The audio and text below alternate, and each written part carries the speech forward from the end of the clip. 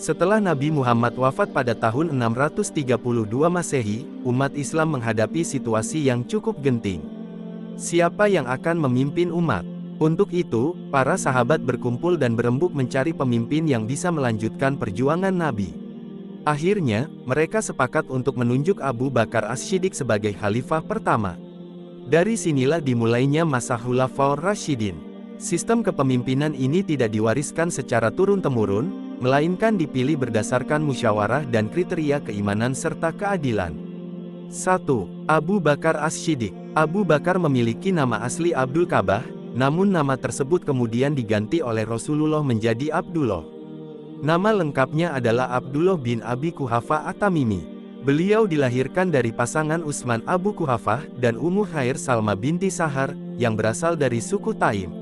Abu Bakar lahir di Mekah pada tahun 572 Masehi. Sejak kecil, Abu Bakar dikenal sebagai pribadi yang lemah lembut, jujur, dan sabar. Saat menginjak usia remaja, beliau sudah menjalin persahabatan dengan Rasulullah serta para sahabat lainnya yang juga menjadi pendamping Rasul. Karena selalu membenarkan dan mempercayai setiap perkataan Rasul, beliau mendapat julukan As-Siddiq.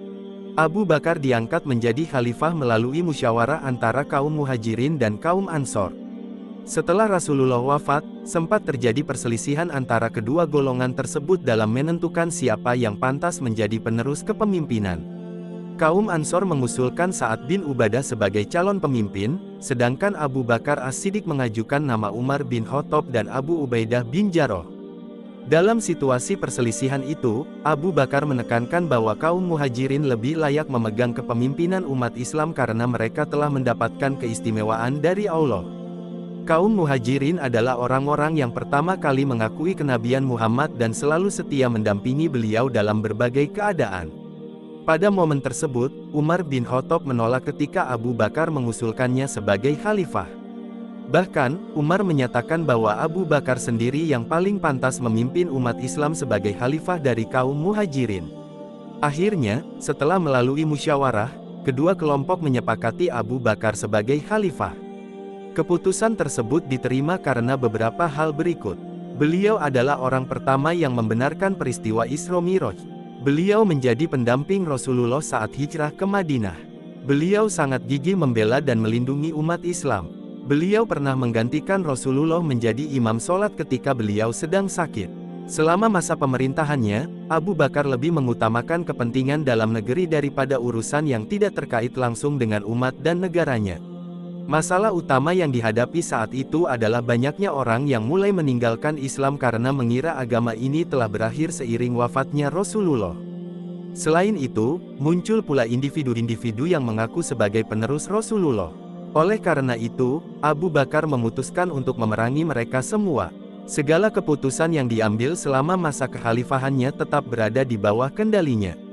Namun demikian, beliau senantiasa bermusyawarah dengan para sahabat sebelum mengambil keputusan penting. Sebagai khalifah pertama, Abu Bakar memainkan peran penting dalam menjaga stabilitas umat Islam. Abu Bakar As-Siddiq berasal dari suku Quraisy, dan dikenal sebagai sahabat Nabi yang paling dekat dan setia. Beliau juga menjadi orang pertama yang memeluk Islam dari kalangan laki-laki dewasa. Abu Bakar menjabat sebagai khalifah selama 2 tahun, dari tahun 632 hingga 634 Masehi. Meski singkat, masa kepemimpinannya sangat krusial. Salah satu keputusan pentingnya adalah memerangi kaum murtad dalam perang Riddah dan mengumpulkan ayat-ayat Al-Quran dalam satu mushaf. Abu Bakar wafat karena sakit demam yang dideritanya. Meski sakitnya terlihat ringan, namun nyawanya tidak tertolong. Beliau wafat dalam usia 63 tahun dan dimakamkan di samping makam Nabi Muhammad. Menjelang akhir hayatnya, Abu Bakar menunjuk Umar bin Khattab sebagai penggantinya.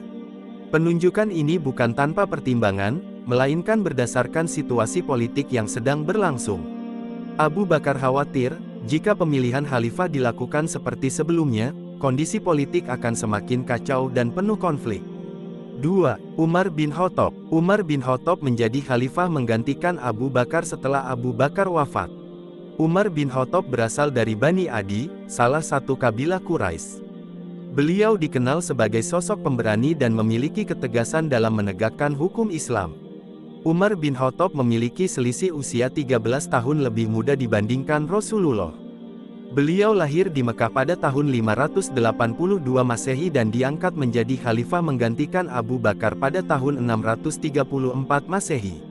Sejak masa kecilnya, Umar telah dikenal sebagai sosok yang berani dan cerdas. Beliau tidak segan menyatakan kebenaran kepada siapapun. Sebelum memeluk Islam, Umar sempat menjadi penentang Islam. Namun, setelah masuk Islam, beliau menjadi salah satu pembela paling gigih dan tangguh dalam menghadapi musuh-musuh Islam. Keberaniannya membuatnya disegani dan ditakuti oleh kaum Quraisy. Karena keteguhannya dalam menegakkan kebenaran, Rasulullah memberi gelar Al-Faruq kepada Umar, yang berarti, sang pembeda, yakni seseorang yang mampu membedakan antara kebenaran dan kebatilan. Kekhalifahan Umar dimulai ketika Abu Bakar jatuh sakit. Beliau kemudian memanggil Utsman bin Affan untuk menuliskan surat wasiat yang menunjuk Umar sebagai penggantinya. Langkah ini diambil oleh Abu Bakar guna menghindari perpecahan dalam proses pemilihan pemimpin setelah wafatnya. Penunjukan Umar sebagai khalifah disetujui oleh seluruh umat Islam. Masa jabatan Umar yang cukup panjang membuatnya mendapatkan gelar Amirul Mukminin, yang berarti pemimpin orang-orang beriman. Gelar ini diberikan oleh kaum muslimin sebagai bentuk penghargaan atas kepemimpinannya selama 10 tahun. Selama menjadi khalifah, Umar fokus pada perluasan wilayah kekuasaan Islam, yang berkembang hingga mencakup sepertiga wilayah dunia. Berkat usahanya yang luar biasa, Islam mampu menyentuh wilayah Eropa. Gaya kepemimpinan Umar menjadikan Islam sebagai kekuatan besar yang disegani, sejajar dengan kekuatan besar saat itu seperti Romawi dan Persia. Jasa Umar bin Khattab yang paling besar selama masa pemerintahannya yaitu berhasil menjadikan wilayah kekuasaan Islam meluas hingga mencakup Mesir, Irak, Syam, Palestina, dan beberapa wilayah Persia lainnya. Setelah berhasil menguasai wilayah-wilayah tersebut, Umar membentuk sistem pemerintahan yang meniru struktur pemerintahan Persia. Beliau membagi administrasi negara menjadi 8 wilayah, yaitu Makkah, Madinah, Suriah, Jazirah, Basrah, Kufah, Palestina, dan Mesir. Beliau juga mendirikan departemen-departemen untuk mengatur gaji dan pajak tanah dari masing-masing wilayah, yang pada akhirnya melahirkan lembaga keuangan negara bernama Baitul Mal. Umar bin Khattab menjadi khalifah selama 10 tahun 6 bulan. Beliau meninggal dunia pada usia 63 tahun setelah ditikam oleh Abu Lu'lu'ah, seorang budak milik Al-Mughirah bin Syu'bah, ketika sedang menunaikan sholat subuh. Meski begitu, warisannya dalam pemerintahan Islam masih dikenang hingga kini. 3. Utsman bin Affan. Setelah Umar wafat, kepemimpinan beralih ke Utsman bin Affan. Beliau dikenal sebagai sosok dermawan dan lembut. Utsman bin Affan menjadi khalifah dipilih oleh Dewan Syuro yang dibentuk oleh Umar sebelum wafat. Utsman berasal dari Bani Umayyah dan juga merupakan menantu Nabi Muhammad. Utsman bin Affan lahir pada tahun 579 Masehi di Taif, sebuah daerah subur yang terletak di kawasan Hijaz, sebelah barat Laut Arab Saudi. Kelahirannya terjadi 5 tahun setelah peristiwa Tahun Gajah, sehingga beliau lebih muda 5 tahun dari Rasulullah. Utsman dikenal sebagai saudagar yang sangat kaya serta seorang penulis wahyu. Beliau memiliki sifat pendiam dan akhlak yang mulia. Karena banyaknya amal baik yang dilakukannya, beliau dijuluki Ghaniyun Syakir, yang berarti orang kaya yang selalu bersyukur kepada Allah. Meskipun hidup dalam kelimpahan harta, Utsman tidak melupakan mereka yang kurang mampu. Beliau juga tidak ragu untuk terjun ke medan perang. Diriwayatkan oleh Ibnu Syihab al-Zuhri bahwa dalam perang Tabuk, Utsman mempersiapkan 940 ekor unta dan 60 ekor kuda untuk pasukan Jaisyul Usroh, pasukan dalam kesulitan. Selain itu, beliau pernah secara langsung menyerahkan 10.000 dinar, setara sekitar 483 juta rupiah kepada Rasulullah dengan tangannya sendiri, sebagaimana dikisahkan oleh sahabat Rasulullah, Hudzaifah. Atas banyaknya kebaikan yang dilakukan Utsman, Rasulullah menikahkannya dengan putrinya, Ruqayyah. Setelah Ruqayyah wafat, beliau kembali dinikahkan dengan putri Rasulullah yang lain, Ummu Kulsum. Karena menikahi dua putri Rasulullah, beliau mendapat gelar Zunnurain, yang artinya, pemilik dua cahaya. Salah satu jasa besar Utsman bin Affan adalah membukukan Al-Quran ke dalam beberapa naskah. Beliau juga menetapkan standarisasi pelafalan Al-Quran agar seragam di seluruh wilayah Islam. Karya monumental ini sangat bermanfaat bagi umat Islam dan naskah tersebut dikenal dengan sebutan Mushaf Utsmani. Kepemimpinan Utsman dimulai setelah Umar bin Khattab mengalami luka parah akibat ditikam oleh Abu Lu'lu'ah, seorang budak asal Persia. Menjelang wafat, Umar membentuk tim yang terdiri dari Utsman bin Affan, Ali bin Abi Thalib, Thalhah bin Ubaidillah, Zubair bin Awam, Abdurrahman bin Auf, dan Sa'ad bin Abi Waqqas untuk menentukan penggantinya sebagai khalifah. Tim ini dibentuk dengan tujuan memilih calon khalifah yang akan melanjutkan kepemimpinan umat Islam. Namun, 4 orang dari anggota tim tersebut mengundurkan diri. Berdasarkan pendapat umum masyarakat dan juga kecenderungan pilihan Abdurrahman bin Auf, akhirnya Utsman bin Affan dipilih sebagai penerus Umar bin Khattab. Atas dasar kesepakatan dan dukungan dari umat Islam, Utsman bin Affan diangkat menjadi khalifah pada usia 70 tahun. Utsman bin Affan menjadi khalifah selama 12 tahun, lebih lama dibandingkan masa kepemimpinan Umar bin Khattab. Dalam periode pemerintahannya, Utsman memperluas wilayah Islam ke daerah-daerah yang belum sempat dijangkau oleh Umar. Namun, perbedaan karakter antara Utsman yang dikenal lembut dan Umar yang tegas menimbulkan kekecewaan di kalangan sebagian umat Islam, karena kelembutan Utsman dianggap membuat pemerintahan menjadi kurang kuat. Selain memperluas wilayah, Utsman juga memperhatikan pembangunan infrastruktur dalam kota. Beliau membangun bendungan untuk mencegah banjir, memperbaiki jalan-jalan kota, membangun jembatan, memperluas Masjid Nabawi, dan mendirikan masjid-masjid lainnya. Di akhir masa pemerintahannya, Utsman tidak meninggalkan pesan atau wasiat, karena beliau wafat secara mendadak saat sedang membaca Al-Quran. Beliau dibunuh dalam usia 83 tahun, dan peristiwa ini memperburuk situasi politik di kalangan umat Islam saat itu. Meskipun begitu, jasa-jasanya sangat berpengaruh terhadap penyebaran Islam. 4. Ali bin Abi Thalib. Khalifah terakhir dari 4 Khulafaur Rasyidin adalah Ali bin Abi Thalib. Beliau merupakan sepupu sekaligus menantu Nabi Muhammad.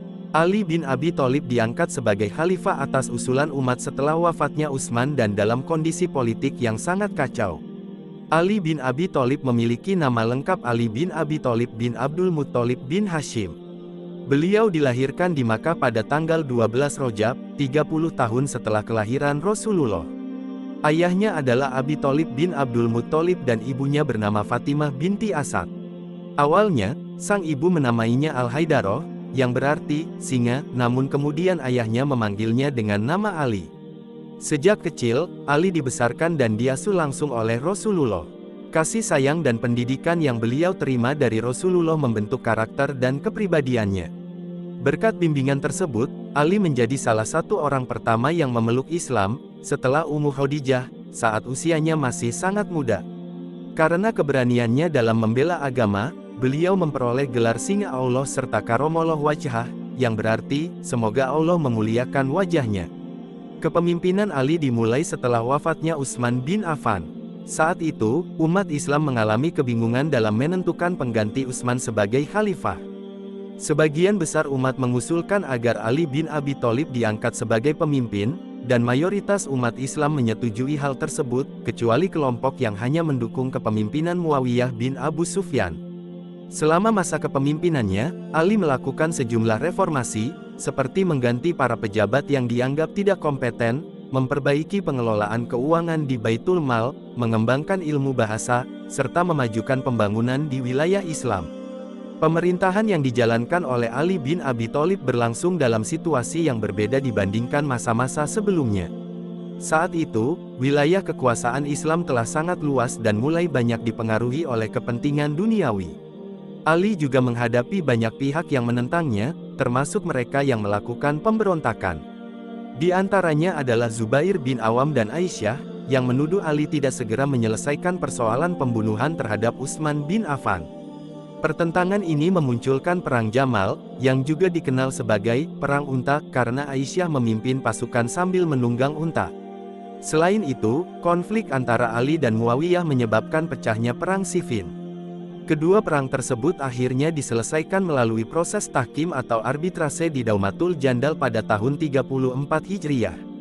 Rentetan peristiwa itu melahirkan 3 kelompok utama dalam Islam, yaitu Khawarij, Murjiyah, dan Syiah, yang kemudian turut membentuk arah pemikiran dalam sejarah perkembangan Islam. Ali bin Abi Thalib menjadi khalifah selama 5 tahun. Masa pemerintahannya penuh tantangan, termasuk perang saudara antar umat Islam seperti Perang Jamal dan Perang Siffin. Meskipun begitu, Ali dikenal sebagai sosok yang cerdas, pemberani, dan sangat fasih dalam ilmu agama. Beliau juga dikenal sebagai khalifah yang sangat dekat dengan rakyat kecil dan memegang teguh keadilan. Itulah pembahasan lengkap tentang siapa saja para Khulafaur Rasyidin, bagaimana latar belakang terbentuknya, dan peran penting masing-masing khalifah. Dengan mengetahui sejarah dan kiprah 4 Khulafaur Rasyidin ini, kita bisa belajar banyak hal tentang keimanan, kepemimpinan, keadilan, dan perjuangan tanpa pamrih.